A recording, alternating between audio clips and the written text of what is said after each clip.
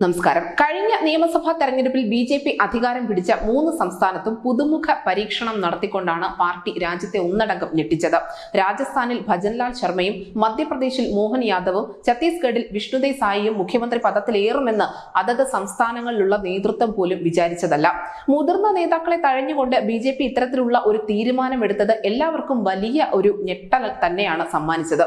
എന്നാൽ ഇത്തരത്തിലുള്ള ഒരു പരീക്ഷണത്തിൽ അത്ഭുതപ്പെടാൻ ഒന്നുമില്ല എന്ന് തുറന്നു പറഞ്ഞിരിക്കുകയാണ് നമ്മുടെ പ്രധാനമന്ത്രി നരേന്ദ്രമോദി. പുതുമുഖങ്ങളെ മുഖ്യമന്ത്രിയാക്കിയ ബി.ജെ.പിയുടെ ഈ നീക്കം പുതിയ പ്രവണത അല്ല എന്നും പാർട്ടിയുടെ ഈ രീതിയുടെ ഏറ്റവും മികച്ച ഉദാഹരണം താൻ തന്നെയാണ് എന്നും ഇതിന്റെ ഏറ്റവും നല്ല ഫലം ഇപ്പോൾ അനുഭവിക്കുന്നുണ്ട് എന്നും ഇന്ത്യ ടുഡേക്ക് നൽകിയ പ്രത്യേക അഭിമുഖത്തിലാണ് നരേന്ദ്രമോദി തുറന്നു പറഞ്ഞിരിക്കുന്നത്. ഗുജറാത്ത് മുഖ്യമന്ത്രിയായി താൻ അധികാരത്തിലേറുമ്പോൾ മുൻപുള്ള ഭരണ പരിചയം പോലും ഉണ്ടായിരുന്നില്ല, നിയമസഭയിലേക്ക് പോലും തെരഞ്ഞെടുക്കപ്പെട്ട ആളല്ല താൻ എന്നുകൂടി മോദി ഓർമ്മിപ്പിക്കുന്നു. നമുക്കറിയാം, 2001 കേശുഭായ് പട്ടേലിന്റെ പിൻഗാമിയായി മോദി ഗുജറാത്തിൽ വരുന്നത്. പിന്നീട് 4 മാസത്തിന് ശേഷം നടന്ന ഉപതെരഞ്ഞെടുപ്പിലാണ് അദ്ദേഹം സംസ്ഥാന നിയമസഭയിലേക്ക് പോലും തെരഞ്ഞെടുക്കപ്പെടുന്നത്. ബി.ജെ.പി. വ്യത്യസ്തമായ പരീക്ഷണങ്ങൾ നടത്താറുണ്ട് എന്നും കേഡർ സംവിധാനത്തിൽ മാത്രം ചലിച്ചുകൊണ്ടിരിക്കുന്ന ഒരു പ്രസ്ഥാനമാണ് ബി.ജെ.പി. എന്നും അദ്ദേഹം പറയുന്നുണ്ട്.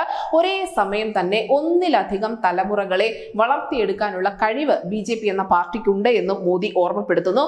അതിനൊപ്പം തന്നെ അദ്ദേഹം പറയുന്നുണ്ട്, ബി.ജെ.പിയുടെ ഓരോ അധ്യക്ഷന്മാരെ നോക്കൂ, ഓരോ വർഷവും പാർട്ടിയുടെ തലപ്പത്ത് പുതുമുഖങ്ങളെ നിങ്ങൾക്ക് കാണാൻ സാധിക്കുമെന്നും മോദി പറഞ്ഞു. ഗുജറാത്ത് മന്ത്രിസഭയിലേക്കും ദില്ലി മുനിസിപ്പൽ കോർപ്പറേഷനിലേക്കും പാർട്ടി പുതുമുഖങ്ങളെ തെരഞ്ഞെടുത്തതായി കൂടി മോദി ഈ അഭിമുഖത്തിൽ വെളിപ്പെടുത്തുന്നുണ്ട്. ജനാധിപത്യത്തിൽ പുതിയ തലമുറയ്ക്ക് അവസരം നൽകേണ്ടത് അത്യന്താപേക്ഷിതമാണ്.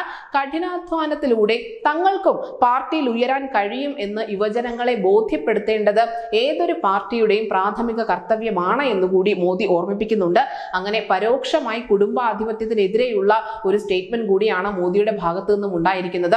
പാർട്ടിയുടെ ആ പുതുമുഖ പരീക്ഷണം ഈ 3 സംസ്ഥാനങ്ങളിൽ മാത്രമല്ല, അത് തുടങ്ങിവെച്ചത് തന്നിലൂടെ തന്നെയാണ് എന്ന് രാജ്യത്തോട് തുറന്നു പറഞ്ഞിരിക്കുകയാണ് മോദി. News desk Malayalam.